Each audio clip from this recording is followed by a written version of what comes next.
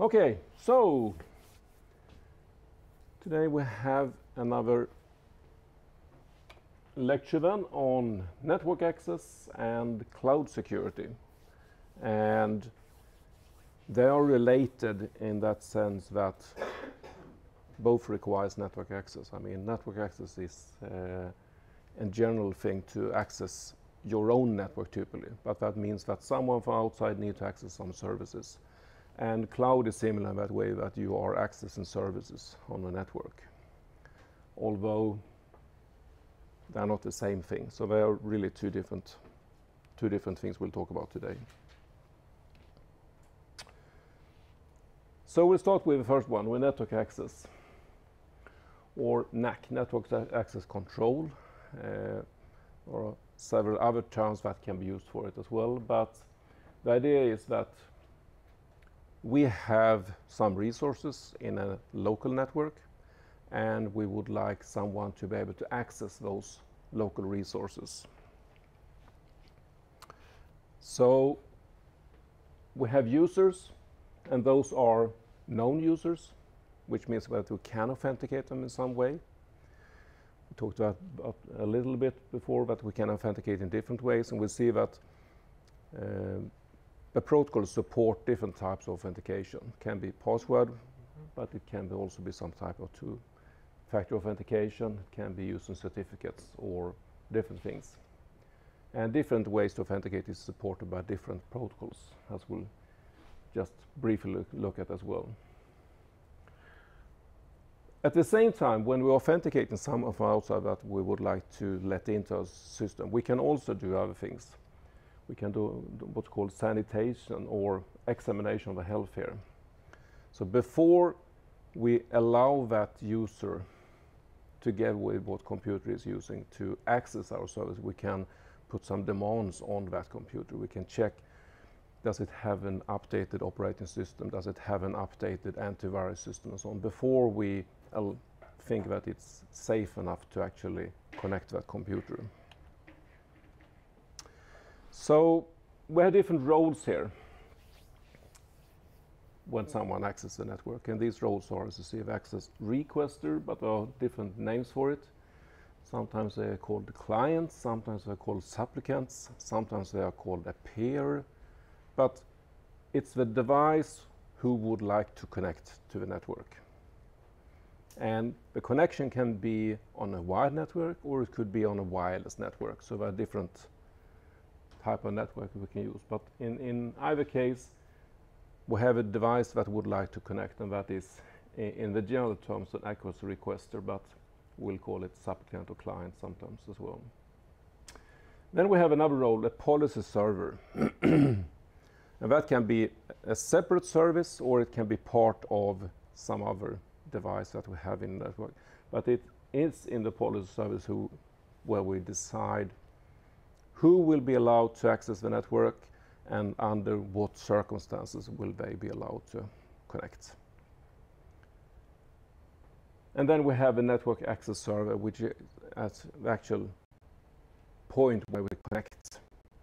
So it's at the network access server that we are allowed to connect, and it's also decided what we can connect to exactly, because there can be different networks that we are, or different services that we're allowed to connect to. Again, this is a very different term for it. It can be called media gateway, remote access server, policy server. So again, if we look at different types of protocols in different situations, they have different names. It's a bit complex, but we have that role.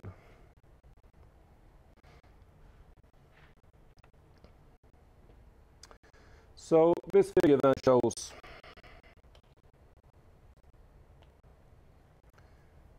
the different parties. Over here we have the supplicants, can be different type of devices. Here we have the network access server. This is when we connect to a network. As you see, in that network access server, we can have different types of services, and it can be different type of devices as well. So here we have an authentication server that authenticates us. Often that is done together with the policy server that is inside the network, and possibly some other back-end system that keeps a list of users. But it can be done directly at the point of access as well. We could have a DHCP server. What is the function of that type of server? Sorry? Yeah, it gives you IP addresses. You connect to the network and say, I need an address so I can use the network, and the dynamic host control protocol server will give you an IP address. And then we can have a VLAN server. What is a VLAN?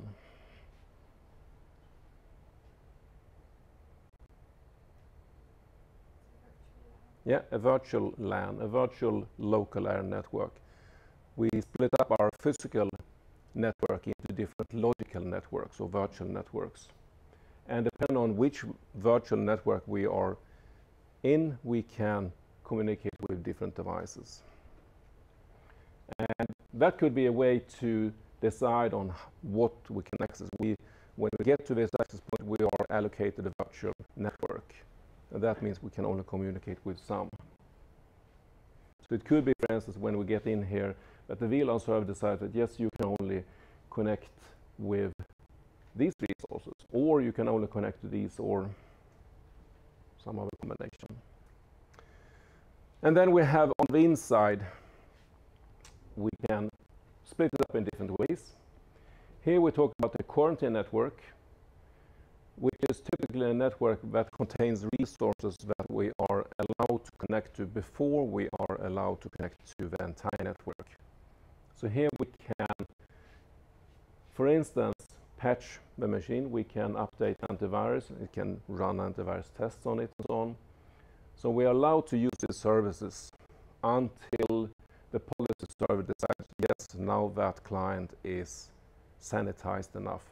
Now we can allow it to access the real services.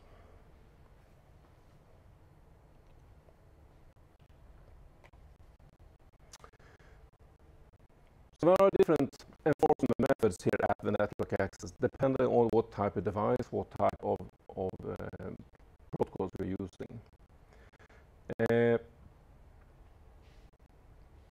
As you see down here, we have a list of different enforcement methods that we can use. And we've already talked about some of them with VLANs and the DHCP management, where we can allocate an IP address, and on who we are, we can get different addresses. Other enforcement methods, this is the first one, IEEE 802.1x, is a framework for authentication. And that can be used in different situations, but typically it's used on quite a low level to authenticate against a physical network somehow. And we'll see how it will link into other protocols. We can also, of course, have a firewall that is doing enforcement.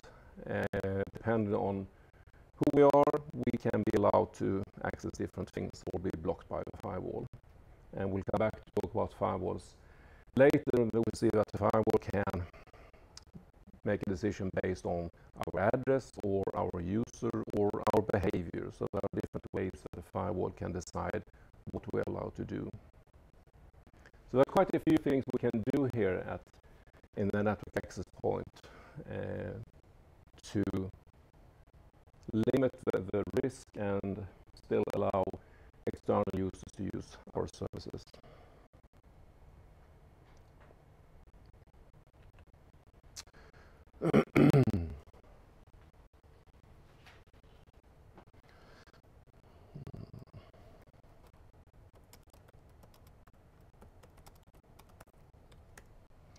Just got a chat question. Okay, a protocol that we'll talk about is this Extensible Authentication Protocol, EAP, which is the basis for a number of other protocols that is used for authentication. EAP gives us basic services. It tells us what type of messages that are needed to be sent between a supplicant and access server, a policy server. So what type of messages and how they should be formatted, that is what EIP decides on. As you see, we have a number of protocols both on top of that and below it. On top of it, we have specific authentication methods. Depend on how secure we would like it to be and what type of authentication and in what situations. Different specific authentication methods are better or worse, and there are quite a few actually that we can choose from here. Below it, I mean, EIP needs to work in an environment with some physical network, and those physical networks can be quite different. So at the data link layer at the bottom here, we can have different types of networks. It could be a point-to-point connection over some type of serial media. Could be dial-up or something like that. Could be normal Ethernet, it could be a wireless, or it can be something else. And the idea is that EIP should be able to work in any of these situations. For it to work, we might need some help. As you see, it can directly work with PPP, but if you have some other type of physical network, we need another protocol between the physical network and the EIP. And actually we have two here. We have this 802.1x that I'm talking about already, and we have this EIP over LAN that just helps us to get a connection to the physical network. So it's really a family of protocols that are needed here. These different authentication methods then are linked into EIP. So EIP gives us the frame, and then we can link in the different EIP methods, or authentication methods. And these are just a few of them. The transport layer security, the tunnel transport layer security, generally pre-shared, and the internet key exchange version. They all add to the authentication dialog, but they can do it in different ways. The simplest one is just sending a password in clear text, and that is how we authenticate, and nothing much more happens. A much more elaborate scheme is the tunneled TLS, which means that first you set up an SSL tunnel, and then inside that tunnel you authenticate. And that authentication is also encrypted, so you have encryption in several steps, protecting your authentication. Setting up a tunnel requires certificates. A TNS tunnel requires certificates, so we might need certificates both for the client and or for the access server. So there are different requirements for different methods. But we won't go into the details of any of these in this course. In the course that someone will take later in mobile, we'll go into more of the details of these. So here we have the general idea of the EIP and what happens for the EIP. We have these three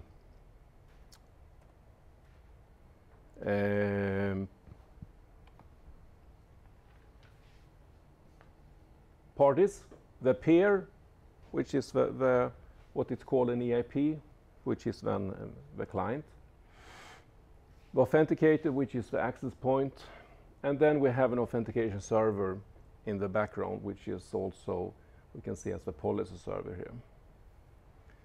So it's the authenticator here, which is the actual access point, the physical access point, where we need to get into the network. So we use some type of method here. One of these we mentioned before. Then below that we have the EIP protocol that is sending messages both between client and the network access point and to the backend system here. And then below that we have a physical network, and here we can see that between the client and the access point, we might use different protocols like PPP or 802.1x.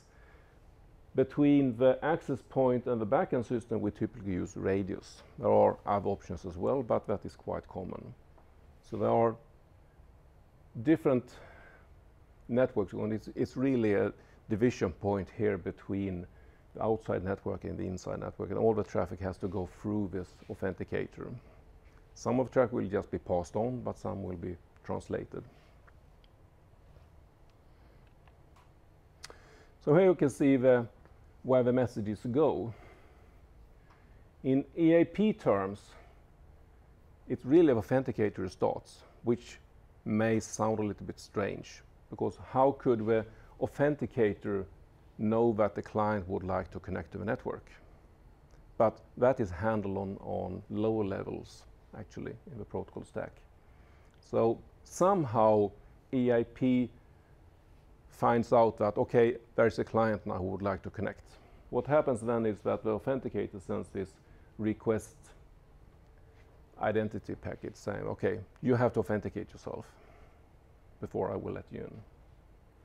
The client then sends back this response saying, okay, yes, it's me, I would like to connect. And as you see, that is just passed on to a backend system who's actually having the authentication. You could set it up in a way that the authentication is done directly at the network access point as well, so the messages only go between the peer and the authenticator. But this is the typical solution, that you have a backend system with your user credentials. So this is the authentication server, or the policy server in other terms then. And now the policy server says, okay, this user here, should that user be allowed to connect? And in what circumstances? And then it decides that, okay, yes, it can connect. And then it sends a request authentication, because so far the peer only said that I am me, I would like to connect. Now you have to prove that you are that person. So the authenticator passes on this request here, and then the client can either say, okay, yes, I can authenticate in that method, because it's not only that we ask that you need to authenticate, but also how. So it could be that we say first that, okay, yes, you are allowed and you need to authenticate using a client certificate, for instance. Then the client say, oh, sorry, I don't have a client certificate. That's not a method I can authenticate with. So we can send that back, and then the authenticator server can say, okay, well, maybe I can allow you to authenticate with a biometric method instead. So it sends a new request. Okay, authenticate in this way instead. And then the client can say, okay, this is my authentication, so now I can't do that either. And then it can continue until the authentication server have gone through the list of possible ways to authenticate. And if a client couldn't authenticate in any of these methods, it will be a failure then. We would say at the end, okay, sorry, you couldn't get in. Or if the client succeeds by authenticating one of the methods, we'll get the success instead. And after that, well, the authenticator now listens to this traffic, of course. So when it sees that there is a success here, then the authenticator will now allow the client to connect to the network.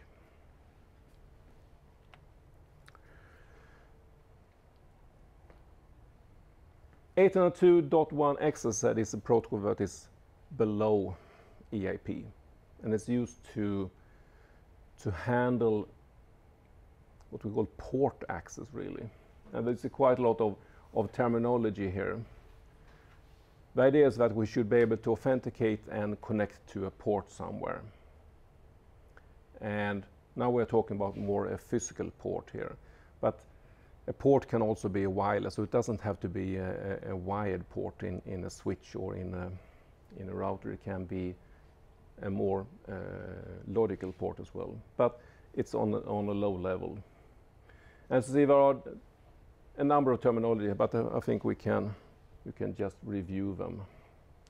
So this is how it works when below EIP now on the 802.1x level.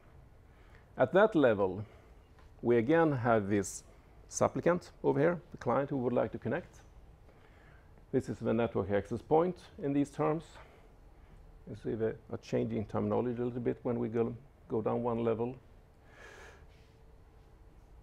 We have two parts here. We have one that is called uncontrolled and one that is called control. And those are then terms in the 802.x terminology. So what happens when the supplicant arrives at the network access point and connects to it is that this control port is closed for us. And we can only communicate through the uncontrolled port. And that will make it possible for us to communicate with the authentication server. And actually what happens here is that, let's see, do I have that? Yeah, we can take this one, the timing diagram. At the lower level, whenever a peer connects to a network, they on this EIP over LAN, which is at the same level as 802.1x, tells the network that now I connected to the network. And that message gets to the authenticator. And that is how the authenticator knows that there is a client here. In most cases, this message is not needed because at the physical level, whenever you connect to a network, if you plug in a cable into a switch, for instance, that switch will be monitored. So it will see, okay, someone connected now. And then it will directly send a message saying that, okay, someone connected here physically. But then the peer will also send this message saying that I have connected now. I would like to use this port. And now, embedded in an EIP over LAN packet, we have this EIP request identifier that we looked at before. So you see all these EIP messages are embedded in these EIP over LAN frames. That makes it possible to pass them on through the network. And all of these EIP, well, we can go back to this one.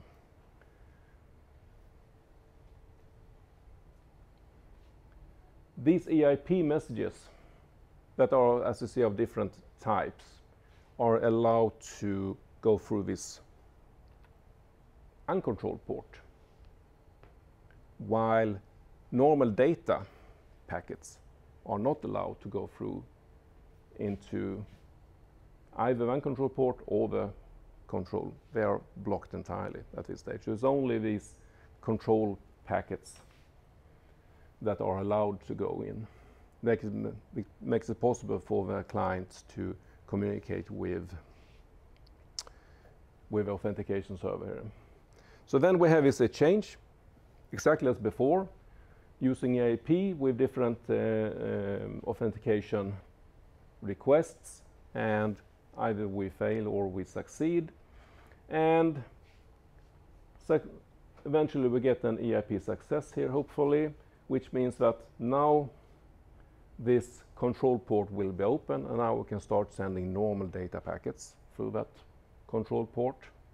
And the port will be open until we make an EIP over LAN log off, or we physically disconnect, because then the port will also be closed for us.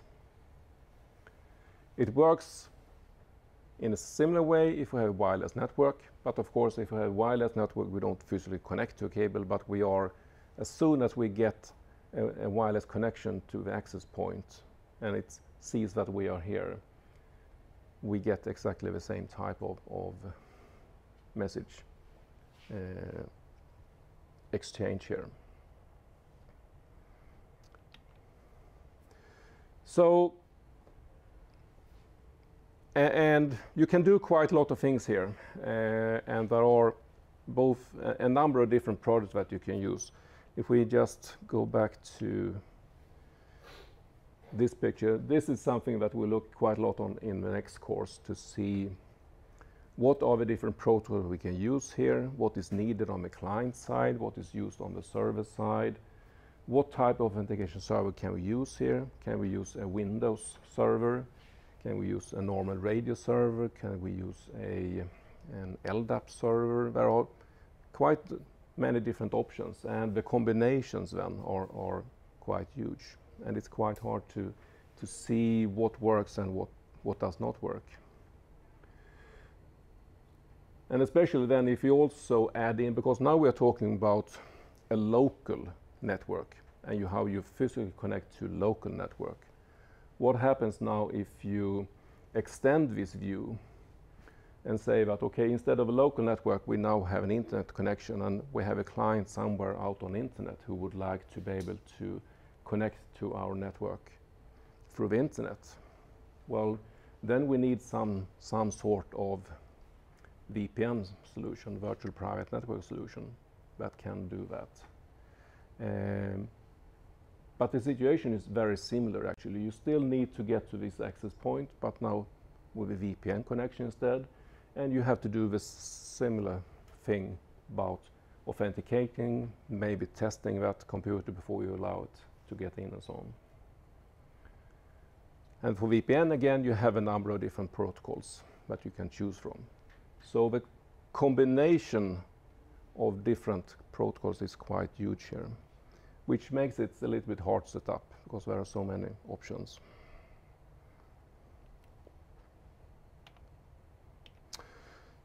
Okay, so that's network access, and we won't go into it in more detail than that. So let's move on to cloud computing instead. And there are two different parts of cloud computing that we will cover. The first part is what are the security problems with cloud computing, and how can we handle those security problems. And the second part, which is much smaller but still a second part, is how can we use cloud computing in order to gain security for other things. So cloud computing as a security feature, we can say. So those are the two things here. But we'll start to look at what is cloud computing. Well, as you see here, I talk about this definition here from NIST. A model for enabling ubiquitous, convenient, on-demand network access to a shared pool of configured computing resources, something like that, and then it goes on. So there are quite a few things that is needed for it to be called a cloud computing or a cloud service.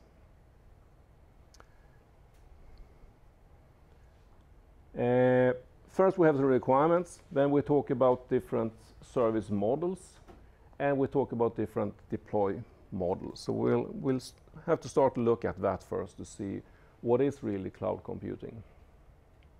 So this figure tries to describe it a little bit better. Up here we start with, as you see, the essential characteristics, the components of the cloud computing service itself.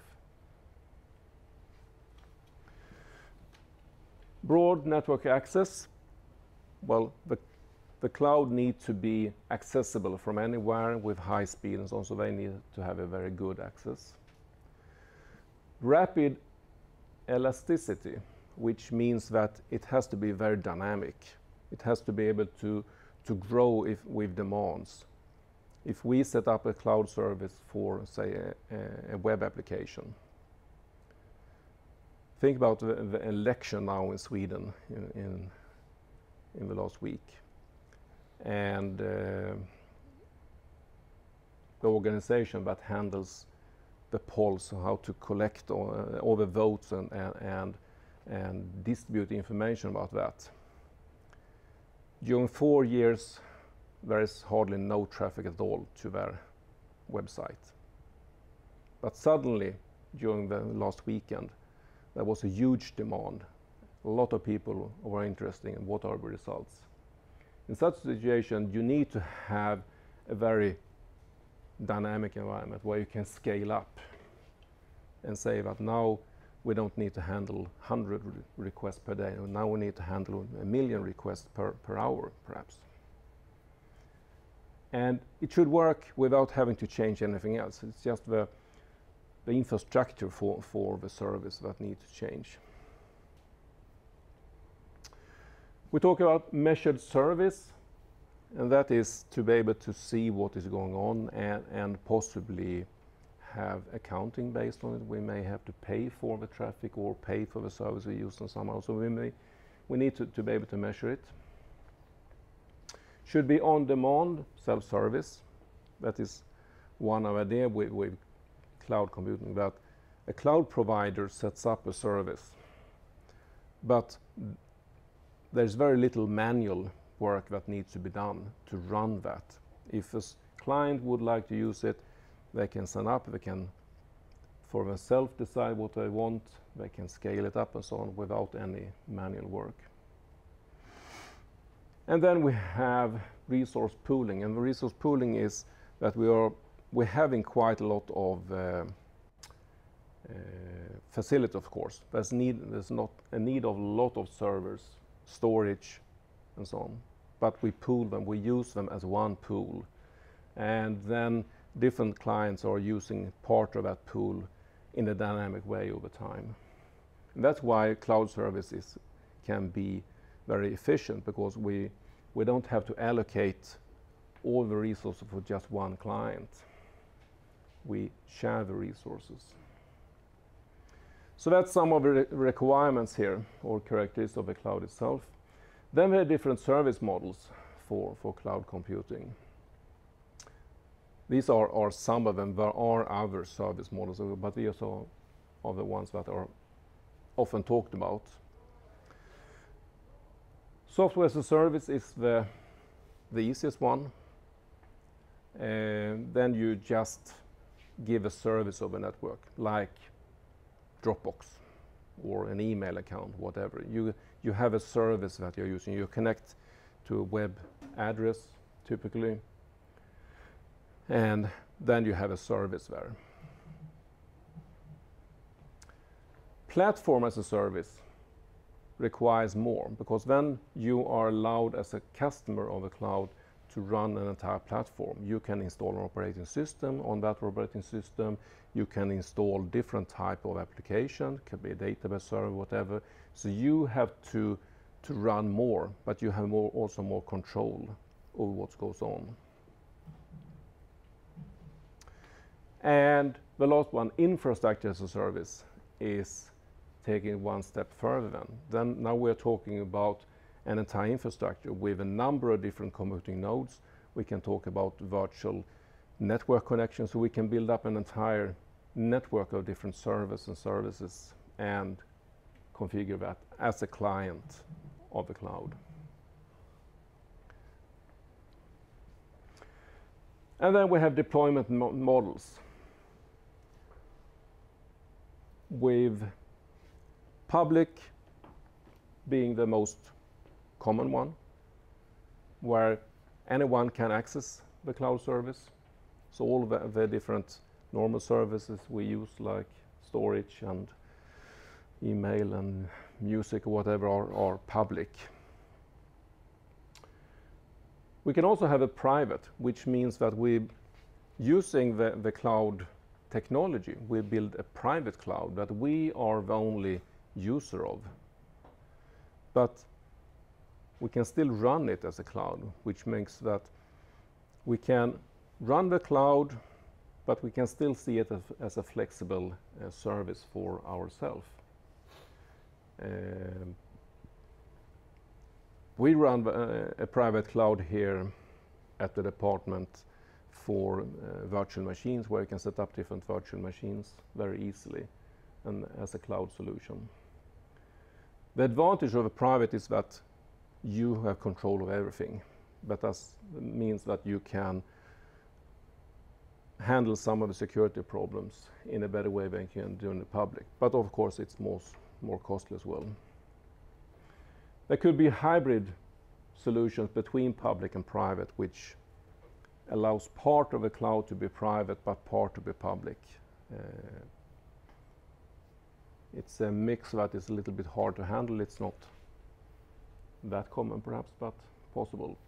And then we can have what's called community, which is really a limited public cloud. We limit it to a number of possible clients. They form a community and it's only they can use it, but it's not just one user.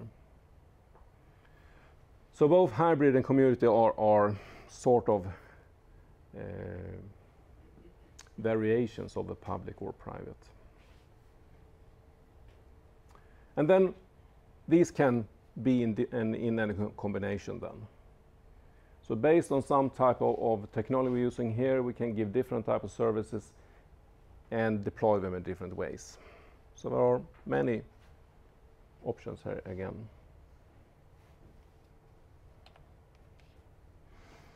So this is what we form then.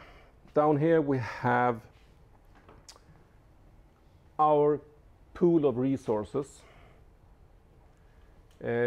which of course requires physical network, it requires physical servers, typically rack or blade servers where we can very easily install new physical services needed and just add to this pool.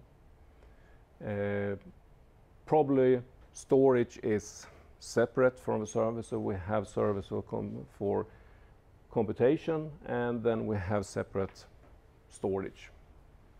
But also in a similar way that it's very easy to extend, just adding new hardware. And typically today those are built in a way that's called hot swap, so you can just swap out one piece of hardware if it's an error or faulty and then push in a new one and it fires up and it starts working and no one notices because you have redundancy in the hardware. So everything is run on several places, so if one fails we just remove it and add a new one. So you have this physical and that requires of course quite a lot of work, and these are huge computing centers where you build these. And you probably know that there are some of these, like, let's see, which one do we have now in Sweden? I think Facebook is running one of these huge ones here, and I wonder there are several coming. What they are looking for is cheap electricity and cheap ways to cool down the systems. So they want to be in cool places where cooling is cheap, and of course where electricity is cheap to run things. So northern Sweden is not that bad, and Iceland is good as well, for instance. So you build those resources and then you connect to the network, and here you need, of course, extremely good network connections, especially if you run one of these cloud services that have many users. And then we have a connection to different clients, and the clients can of course be just single clients, but it can also be networks. So all the clients here are actually using some type of secure connection between the entire network and the cloud service here. So all the users here can access things in a secure way. Lots of things to think about here, lots of different options and so on, and we'll explore some of them more in detail. NIST again. You see they refer quite a lot to NIST in this chapter. Have this what we called the reference architecture for cloud computing.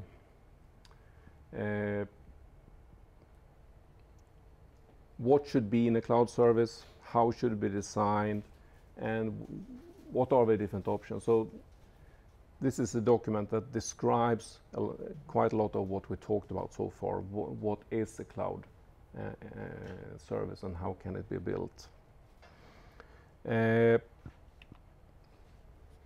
But I also talk about different actors here in this reference architecture. And we have actually more actors than we talked about so far. So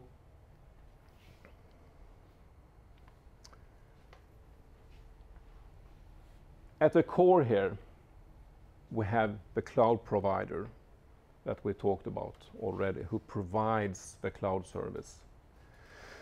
And if we look at the cloud provider part here, we can see things we already looked at before. They need some physical resource, of course, the data center. They need an abstraction layer to handle that. That makes it possible then to run these different services depending on the service model we're using on the physical hardware. They also need management of the entire thing, how to sign up new customers, how they are allowed to decide what type of service they're going to use, payment methoding and so on. And then we need to have to think about security and privacy throughout. So there are a number of components that the cloud provider need to have. Then we have a cloud consumer over here, that is us. And in a simple world, we just have a cloud consumer using a cloud server or a cloud provider. And as a private person, that is possibly the only thing we see, except a physical network. We need to have a connection, of course. So we need to have a network connection between ourselves and the cloud provider. But we, as a private person, only sees that as, well, that's the internet for us.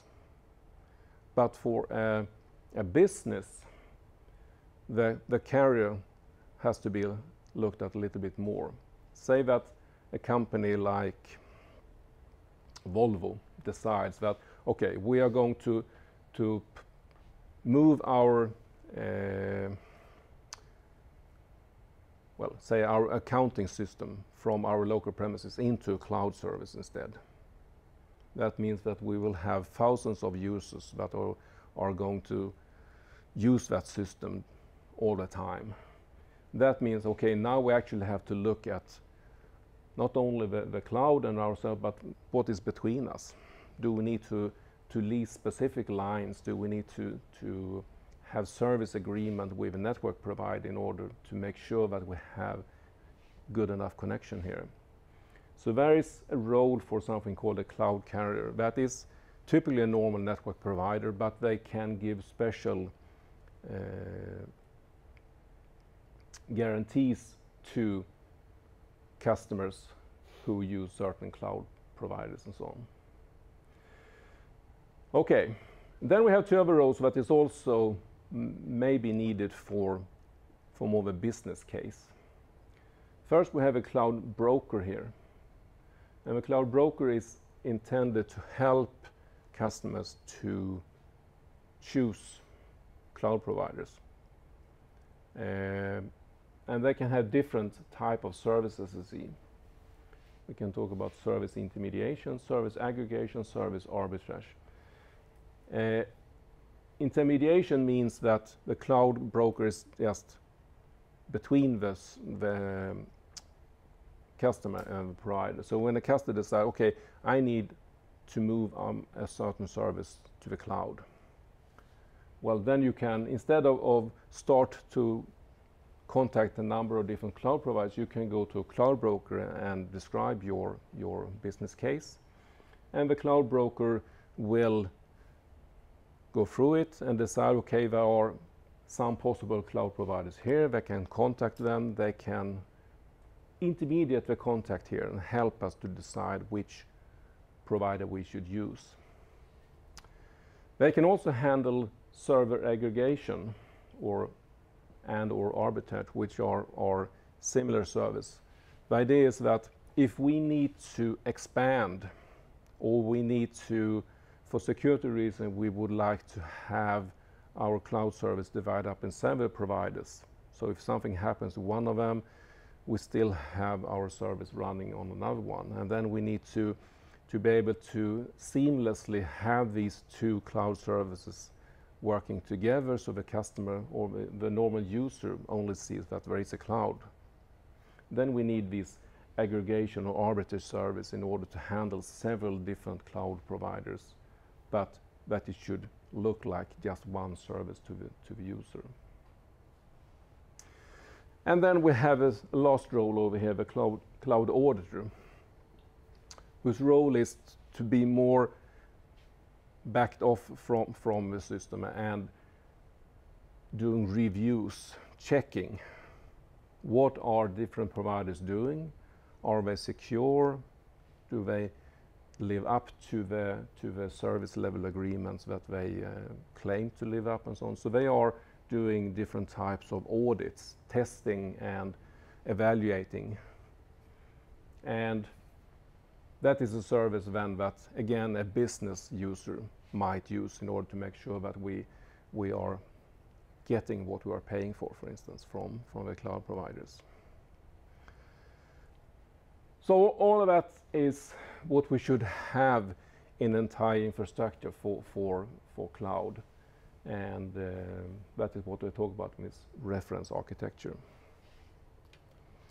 Okay, before we start looking now at the security requirements, we can take a break here. So, yeah, we can have time for a 15-minute break, I think.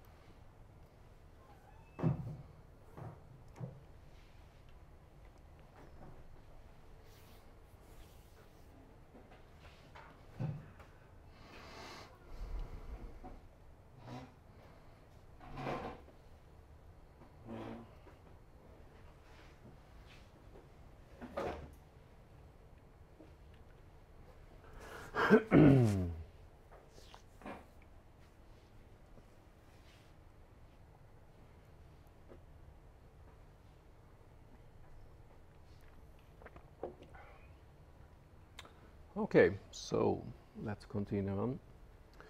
Now, the following slides here discusses this a little bit more elaborate than the previous one, but we already covered most of it actually. The different roles for the different parties here. The provider has his role to decide what type of services to use, to offer, and how to build it, how to orchestrate it, and so on. And we talked about the roles responsible for the cloud carrier, auditor, and broker. So we covered that already. Now, let's instead look at the security requirements on this. What are the problems that we may have with cloud computing from a security point of view? And now we'll look at a report from the Cloud Security Alliance. That is an organization that is continuously producing reports on cloud service that talk about all the different aspects of cloud computing. So security is just one of them. But they are regularly doing these checks, and this is one that the book is basing its discussion on. This the threat list 2010. We'll briefly look at the latest one as well at the end here. But what we've done here is that, as you see, that look at the top threats, and they also talk about how we can handle them, what we should think about. So let's go through this list here and see what it is. So the first one is abuse of and nefarious use of cloud computing. And that is a risk that is mainly a risk for the cloud provider. The risk is that, well, they offer service, and to make that service easy to use, it's often the case that a client can sign in, they can create an account, they can start setting up things, and they can get a cloud service running without any manual work at all from a cloud provider's point of view, which means that anyone can very easily start something. If not a full-blown service, at least a test service that they can use. And the risk is that since it's so easy to set up, that is being abused by people setting up different types of illegal services, or maybe services that tries to scam people or whatever. So the idea is that the cloud provider need to know about this threat and have some type of vetting procedure whenever they get new customers.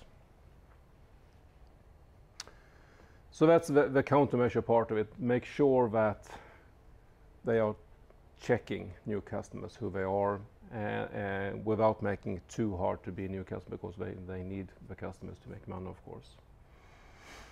But they can do that in different ways. They can make sure that they can pay for themselves. They can have known blacklists of people and so on. So there are different ways they can do.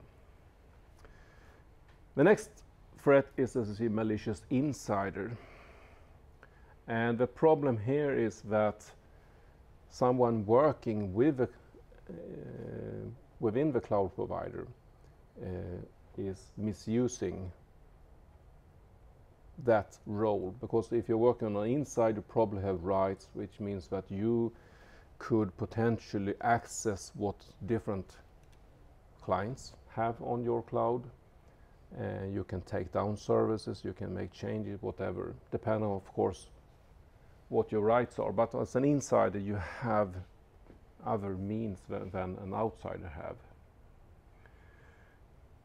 And that is, of course, a threat for the provider to make sure. But the main threat here is, of course, that customers will be exposed to this. And if you, as a cloud provider, doesn't handle this correctly, customers will stop using your services. So it's really make sure that you have a good service running up and secure for the customers. So you need to have good management on your staff, have different procedures that is checking what is going on, making sure that things are stopped before they get out of hand if something starts happening.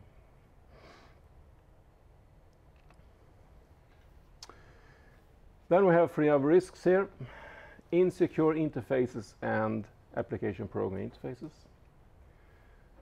A cloud typically have a number of these interfaces. They have human interfaces. Those are for the customers to be able to set up a service, and for then once the service is used, you have a couple of interfaces so the clients can use the service. But you also have other interfaces that makes it possible for you to link your business system with the cloud. Maybe you need to do some data change, maybe you have authentication outside the cloud or whatever.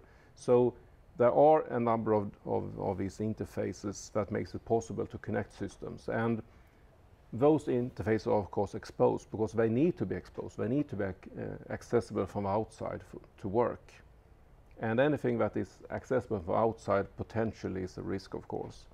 And these interfaces are, it's always a problem with these type of interfaces. There could be different bugs in them, or there are different types of attacks. It could be these buffer overflow attacks, whatever, against them. So interfaces are always exposed, also for cloud service. So the countermeasure is, of course, to have a very strict analysis of your interface, make sure that you don't have anything accessible that doesn't have to be accessible, so you limit it as much as possible. You have good methodology when you develop the interfaces to make sure that you have few bugs introduced, and you have different type of monitoring of what goes on the interfaces. Then we have the shared technology issues. A cloud service, at least if it's a public cloud, means that we do share resources. Exactly what resources are shared between different users of a cloud depend on how we implement it.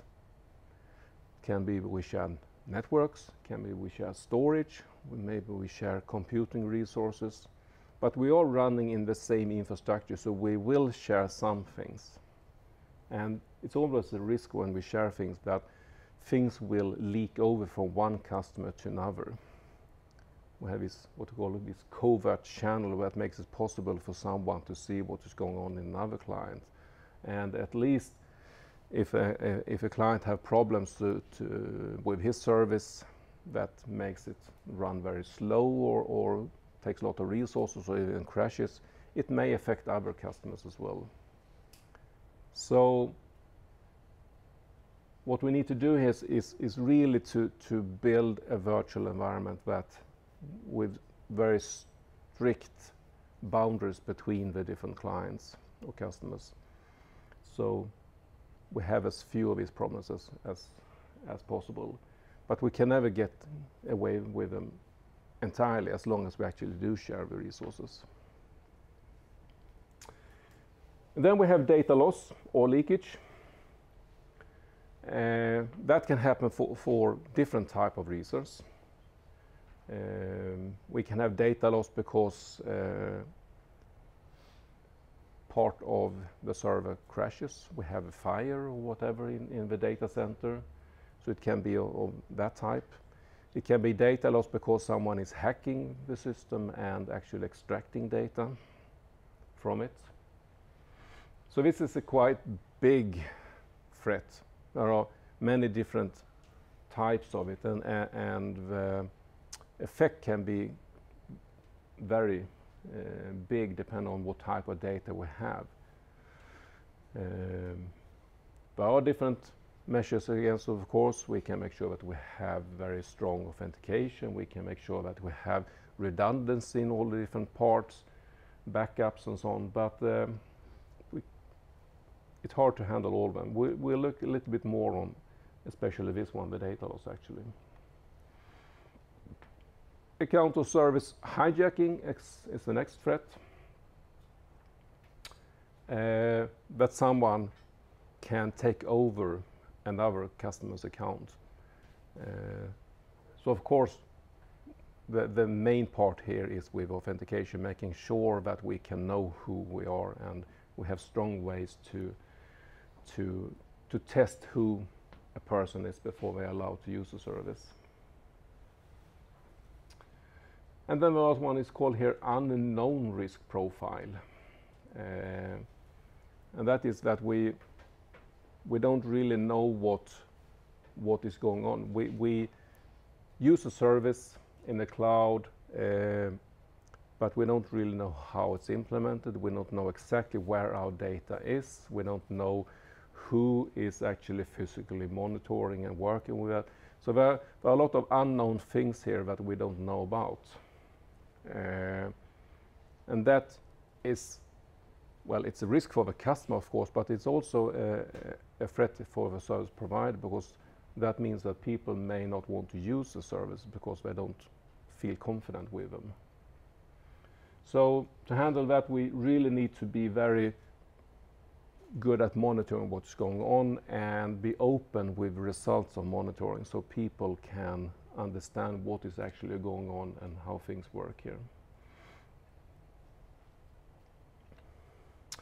So that was 2010. Since then they have made several different services, and the latest one is this 2016, where we found now they have extended the list of threats to 12. But these are the top threats. There are more threats, but these are the top threats that they talked about. And they are in falling order severity, as you see. So number one is what's considered to be the biggest threat.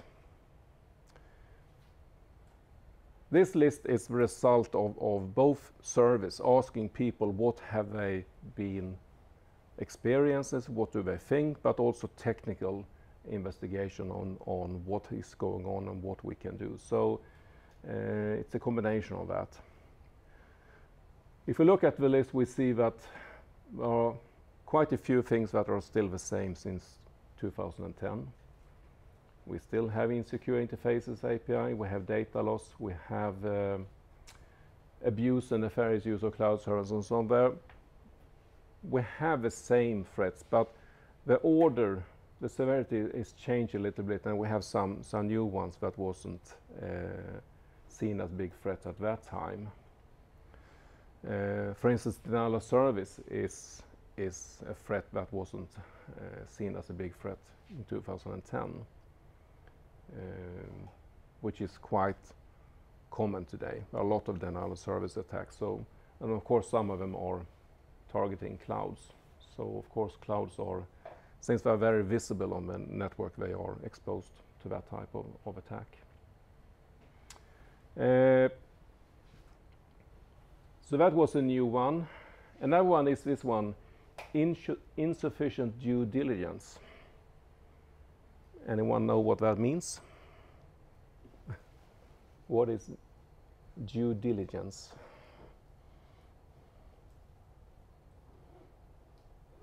Have you heard the term at all before? Could it be like the human factor, people not like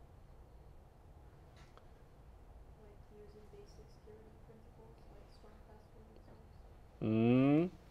Well, no, it's partly connected with a human factor, but it's not really that you need to make sure that people are doing the right thing and are educated and so on.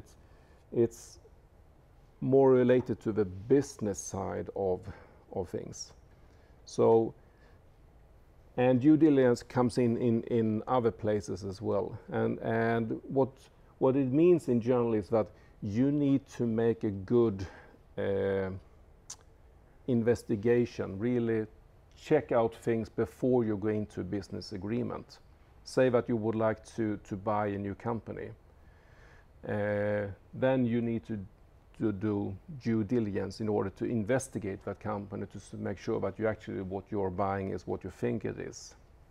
And in law there are situations when you're required to do due diligence in different situations. For instance, if you handle credit card information, you're required to have some measures around that to make it secure, and you need to prove it. You need to actually have maybe contracts and with security companies. So there are things that you need to do in order before you do that.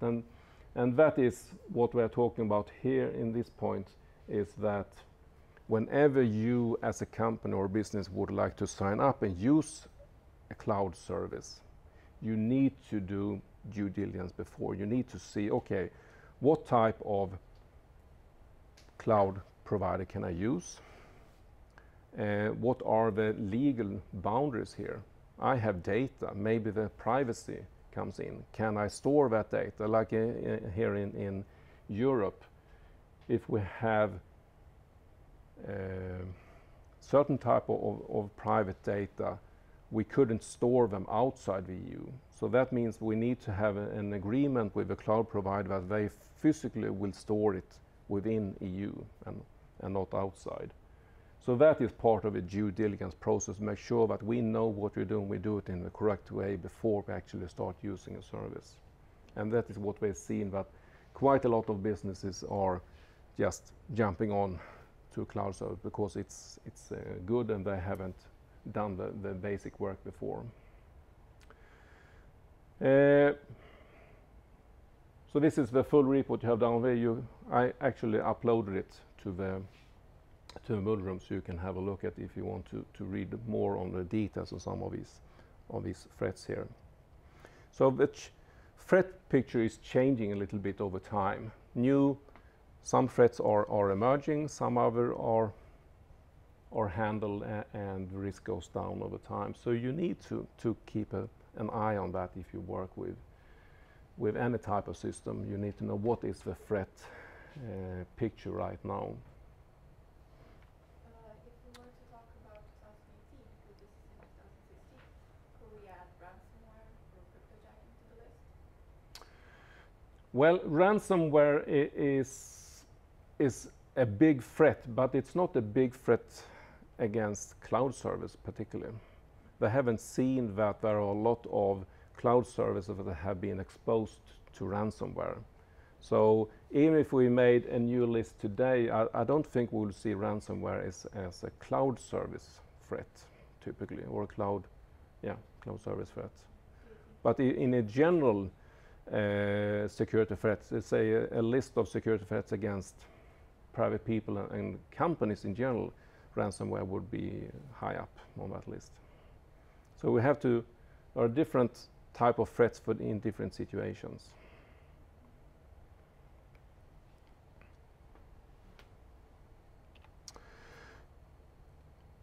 So how can we handle all of these threats then? Well, again, we can go back to NIST, like we talked about before. NIST have guidelines on security and privacy issues and recommendations for cloud services. So they are talking about a number of different things. They talk about governance, how to work with it. They talk about compliance, which could be that we need to comply to a number of different laws or other types of regulations. Trust is something we have to work with. How can we gain trust in what we're doing? They're talking about the architecture of a system, identity and access management, how to authenticate people, for instance, isolation between different parts here, and then it continues with data protection, availability, which is something, especially since we now have this denial of service on the list. Availability is something to think about, and incident response. So these are different areas where they recommend that if you run a cloud service or is a business use of a cloud service, these are points that you should go through and think about. So there are guidelines, and of course there are details here that you can go down to if you want to. So the guideline is not just this simple list, it's much more detailed than that, with specific ideas on how to handle different things and so on. So there are very support for how to try to make it secure. There is one aspect that we'll look a little bit more closely at, and that is the data protection.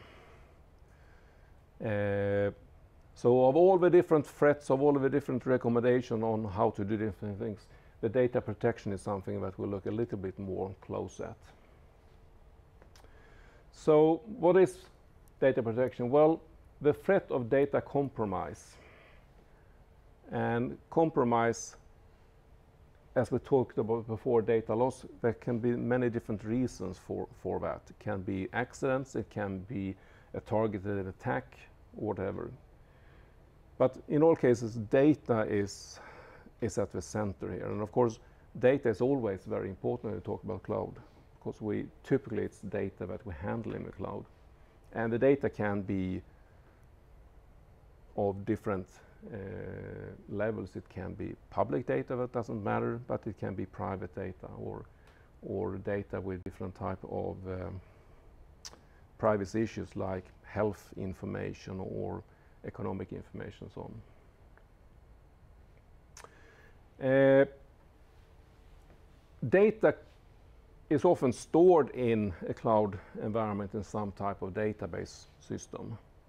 It can be a very rudimentary database system with more or less just documents, but often we have a real database where you can actually run database queries and so on.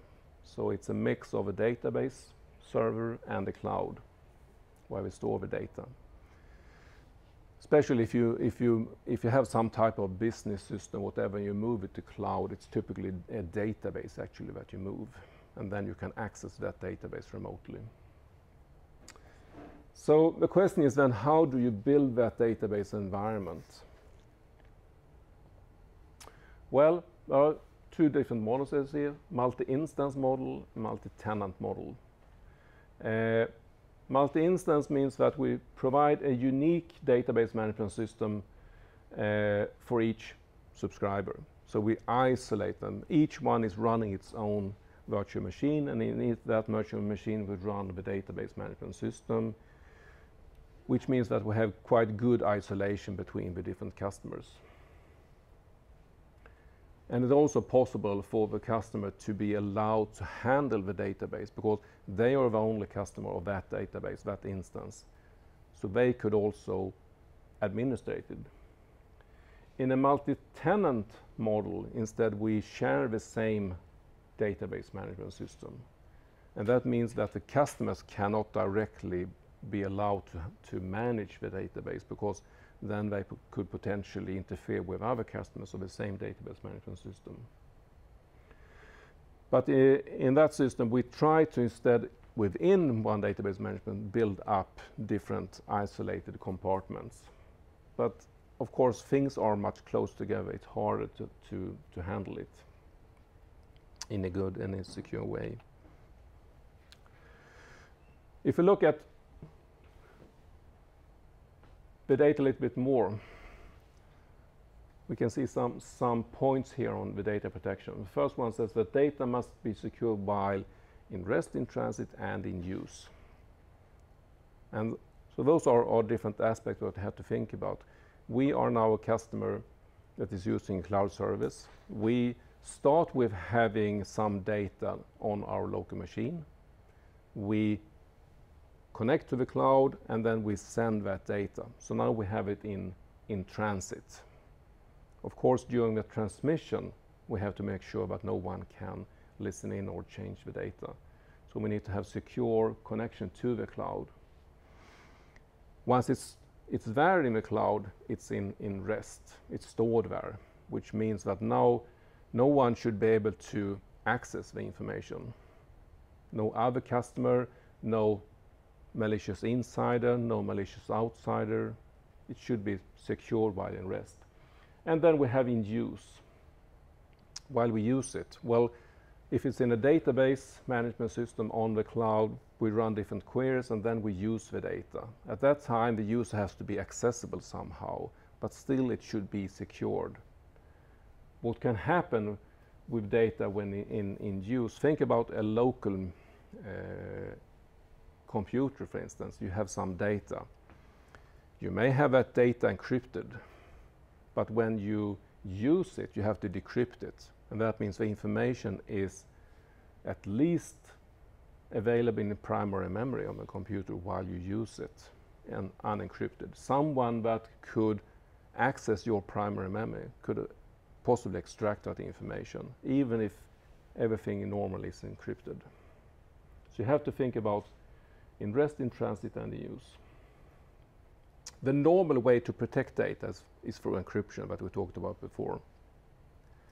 And we've seen that there are a lot of different ways to encrypt. We'll continue to look more on different protocols in different situations when we can protect data, like SSL, TLS when it's on transit. But regardless of that, we need to make sure that we have selected a good encryption algorithm and that we have some key management that is working, because keys is something that is needed if we have encryption. Who have access to that key? There are two different ideas here for a cloud. Either you store the information in the cloud and it's always encrypted on the cloud and you handle the keys locally on your machine. That is secure in a way that even if you have a malicious insider on the cloud provider, or someone can hack into the cloud provider, the information is always encrypted there. But on the other hand, it's much harder to use that information, because whenever you want to use it, you first have to load it back locally, decrypt it, before you can use it. So the other option is to have it encrypted in the cloud, but have a key management also in the cloud and encryption done there. So you can actually decrypt and use the data in the cloud and then encrypt it back again. But then it's more, well, the situation is more exposed, because now the cloud provider has partly control over encryption, and it's sometimes, data is sometimes decrypted in the cloud. So it depends on what data you have and how you trust the cloud provider, perhaps.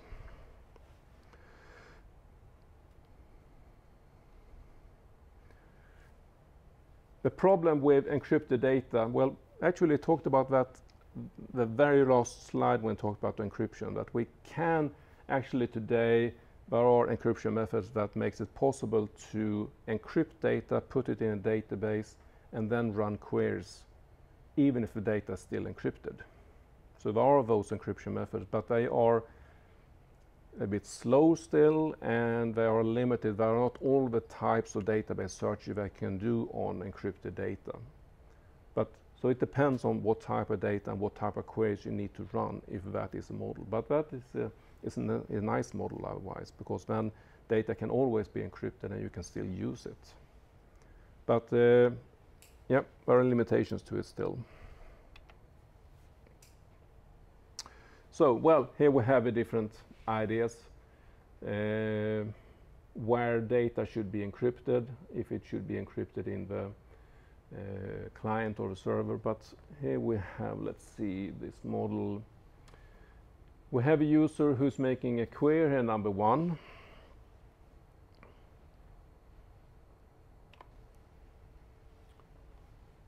Sitting at the database server making a query to a query processor. That query processor can reformulate that query so it can be run on the cloud, possibly encrypting and decrypting to make it possible to run the query.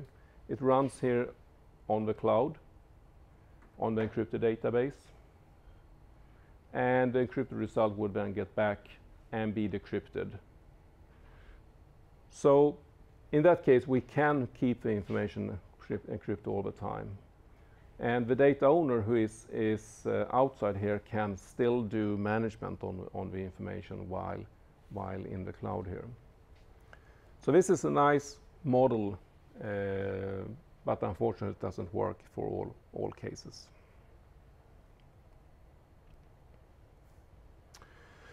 Okay, so that was cloud, and especially some threats and the data problem with the cloud. Now we look at from another point of view. Can we use cloud service to get security of different sort? And that actually gives us a new type of service model. We talked about platform as a service or infrastructure, but now we talk security as a service, as a cloud service.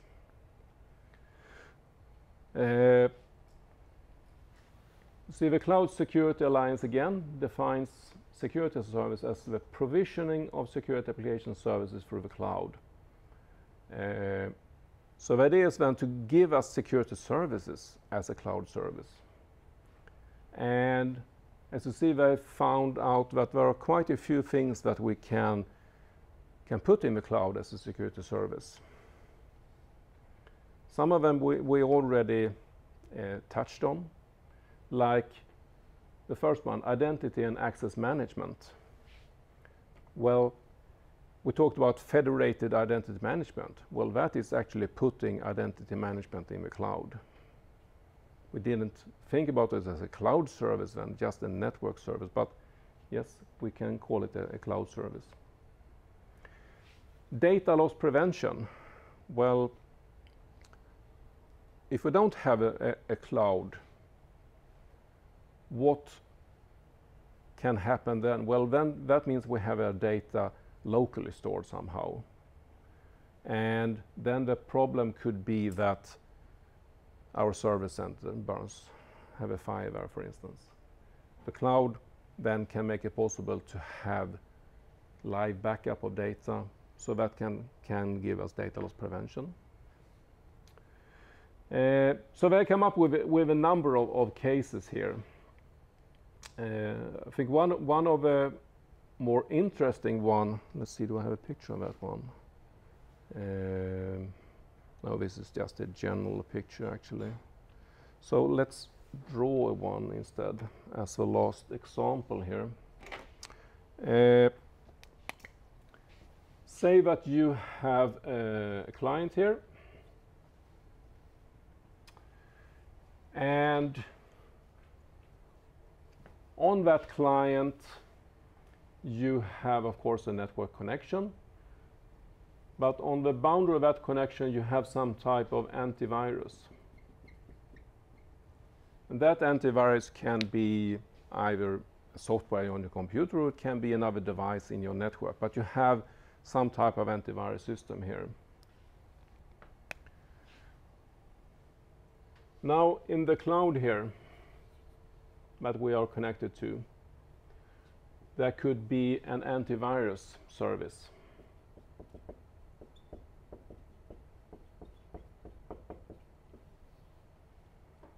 Which is then as one of its cloud services. The idea with putting the antivirus protection in the cloud would be that here you have a malicious, a virus attack or malicious application that is coming from the network into your machine. Now, your antivirus system or application here, whatever it is, sees that this is something, but it doesn't really know what it is. The question is now, should we allow it or should we deny it? Well, with the limited resources we have here, we can probably not do much except deny it if we don't know what it is. Depend on the policies we have. But if we have some suspicious thing here, we will probably deny it. But what we can do now is that as soon as we get something like that, we just pass it on to this antivirus service. And that antivirus service have connections to a lot of different clients, of course, but also it can have monitors on different places on the network, monitors what is going on. So it collects information from many different places and have huge resources that can run analysis on what is going on. So when this new malicious application comes in, maybe it's already known here, or maybe it's the first time it appears, but it can be very quickly investigated with the resource we have here, and then we can get back a signal saying, okay, it's actually not malicious, or it is malicious and you should do this with it. So that's antivirus in the cloud as just one possible service. Okay, we have time for a Kahoot today again. So pull up your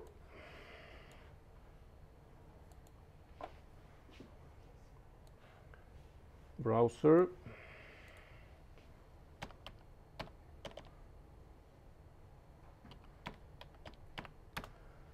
Go to Kahoot it.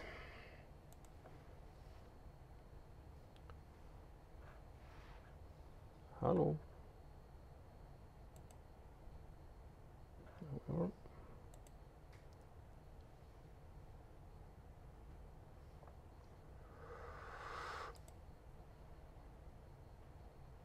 Hopefully I can log in this one.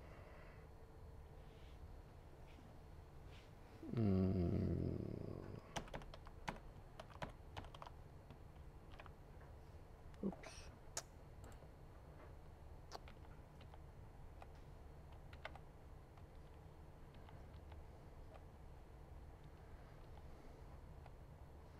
Hello. There we are.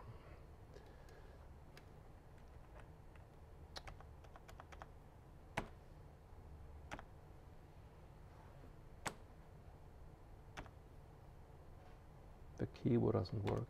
Oh, Jesus.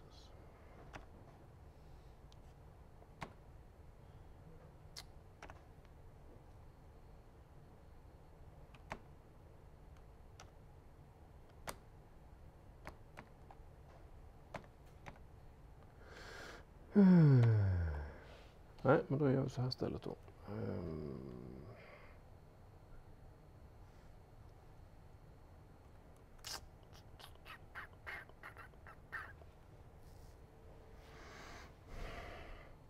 Anyone know how to get a dot on American keyboards? What is the key? Yeah. No, I get a colon.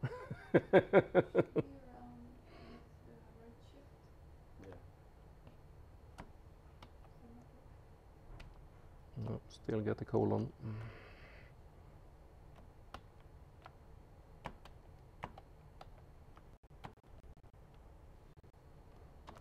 Well, that's strange because all of the other things are correct. It's just the dot that doesn't work.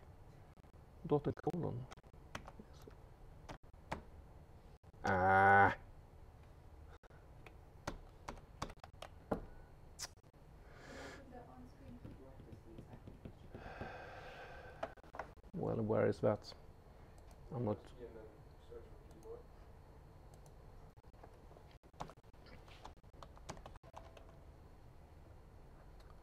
Right.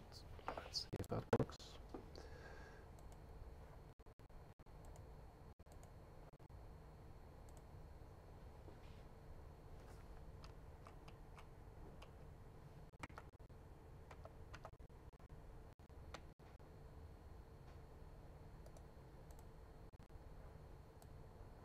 Can you copy from it?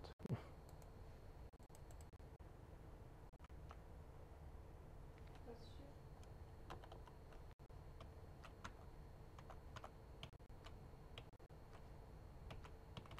I think it's the keyboard that is broken probably. Because shift is always. Yeah, if you press all shift or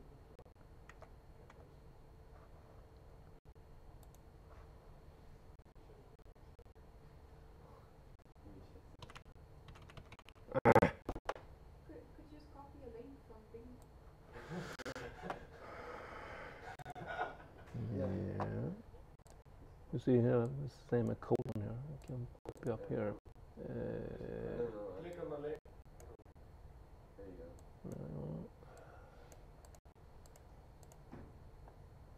Come on. Use the arrow key. I think shift is pressed Yeah, it is. It might be pressed on the actual keyboard. That's probably it. That's why might be stuck. Yeah, probably stuck. Ah. both the shift keys are probably stuck. Delete everything before the dot. It does work.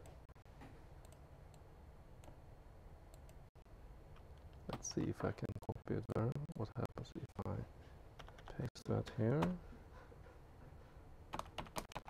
No, paste doesn't work either. No. Okay, we'll skip that. We'll take it next time instead. We'll start with that, and hopefully I'll have a keyboard working by then. It's a Kahoot about certificates, which was meant to be a little bit of repetition about that, so you can read up on that until tomorrow. So okay, I'll see you tomorrow then.